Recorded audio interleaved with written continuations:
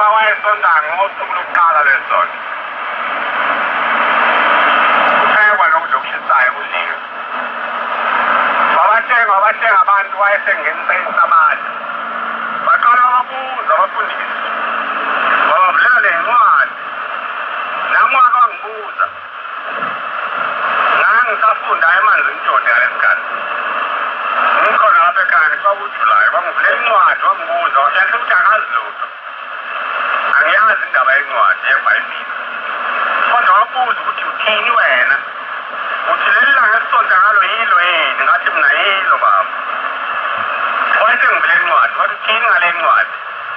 Uma ngiyifunda incwadi, yafika yathi leli langa lakusasa umsombuluko.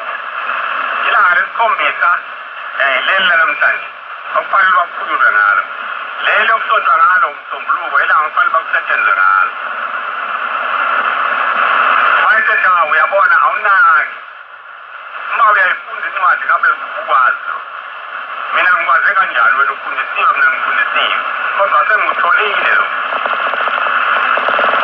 Wathi uma ufika kusasa sengisonta ngesabatha ngasasonti ngesonto uzakwenza njani na? Athi mina cha ngiyakwenza lokho ubaba kwenzayo.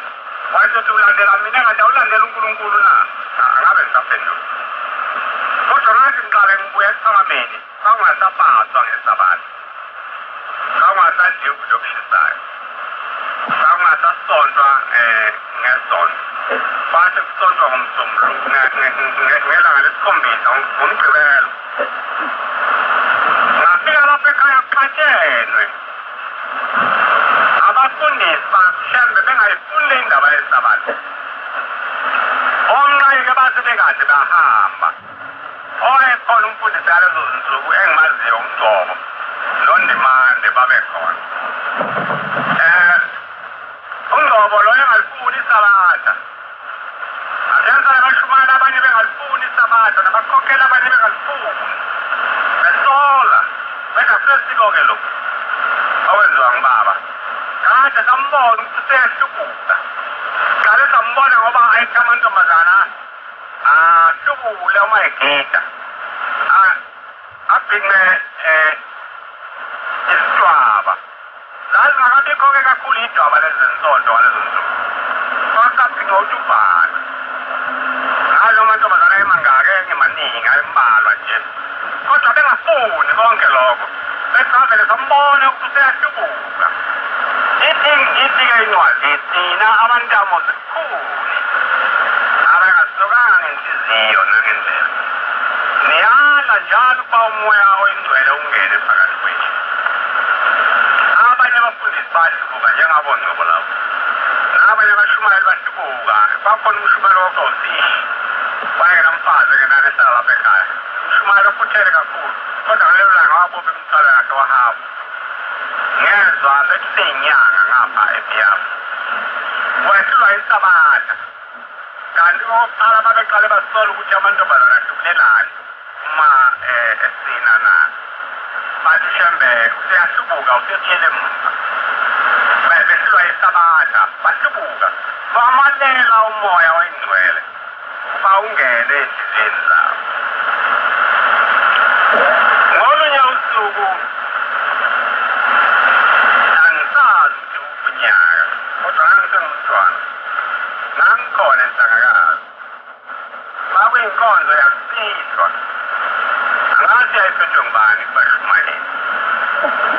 Isikhathi mhlawumbe ngo-15, 16, 17 angazi. Kodwa inkosi yayingezanga enkonzweni yayisethenteni. Itende layo lalikhona lapha hlala khona abafundisi manje. Angazi uma ngase ngilele eNwelson. Ngoba ngathi ngizwa nje abantu babememeza bonke kanye kanye. Sebenginyawo. Bekhangezile abanye bebamba phezulu. Uma bebamba phezulu. Ngasukuma nami ngabuyela eceleni lapha ngoba ngangazi kwenziwani. Uma ngibhekisisa ngase ngibona ukukhanya.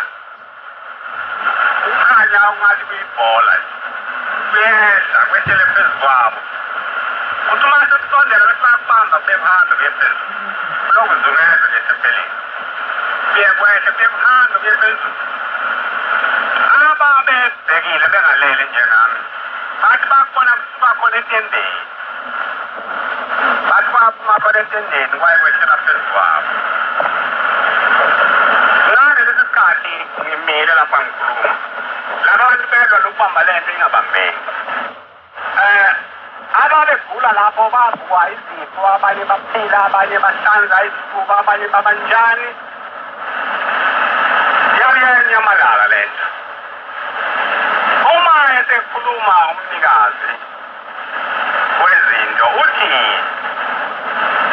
bekungesiso isibonakaliso uthi bekumoya lo eniwulindele kufikile lapha entabeni lindele umoya oyingcwele lindele umoya kaNkulunkulu manje-ke bebuyiwo bewehlile ezulwini ulindele uba ungene phakathi kwenu kodwa akekho noma munye wemukelile lokhu kuba wehle uthi uma wehla uyokhuphuka indawo bewungayitholi bewuye uthi noma usola sengathi lowa muntu uzawemukela uma uzofika khona indawo ungayitholi ubuye udlule uye komunye bese ngathi uzawemukela uma ufika kuye njalo indawo ungayitholi uthi sonke lesi sikhathi ngilokhu ngithi awufune mhlawumbe nasey'nganeni ey'ncane ungayithola indawo mhlawumbe nasezalukazini ungayithola indawo mhlawumbe nasemakhehleni ungayithola indawo kodwa awuzange uyithole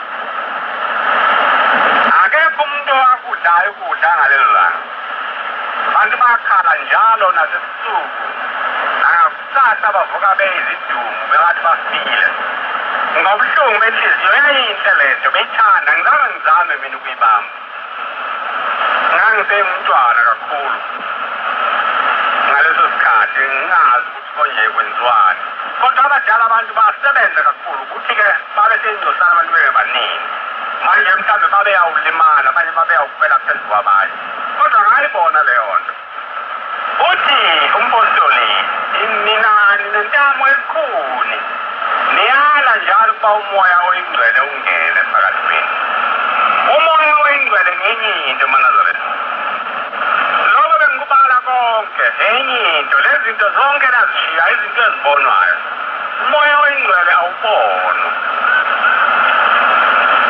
ngithi nabo labo basekuphakameni bagcina ukuwubona ngalo lelo langa kodwa uShembene wayewubone njalo wayathi uma esehle entabeni njalo imvama ababiza abantu kuthiwa bakhona inkonzo yokuthula abesebamukelisa umoya oyingcwele abanye bangawuboni abanye babone bakhohlwe bodwa uthi kodwa ngalelo langa nami ngakubona lokhu kukhanya okwakuhamba phezu kwabantu okwakuzungeza phezu kwabo engekho umuntu ongakuthandi ukuthi uma kusondela njalo lobana bambe kodwa kuchaze ukuthi kuye kubaleke kuye phezulu ingabambeki le nto uma esesho-ke uthi bantu bami naliwe anibanganayo inhlanhla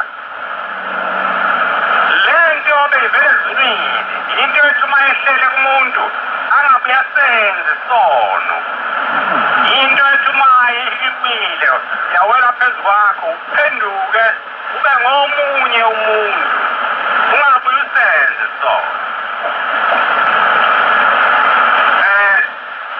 ikuthene kuzo zonke izinto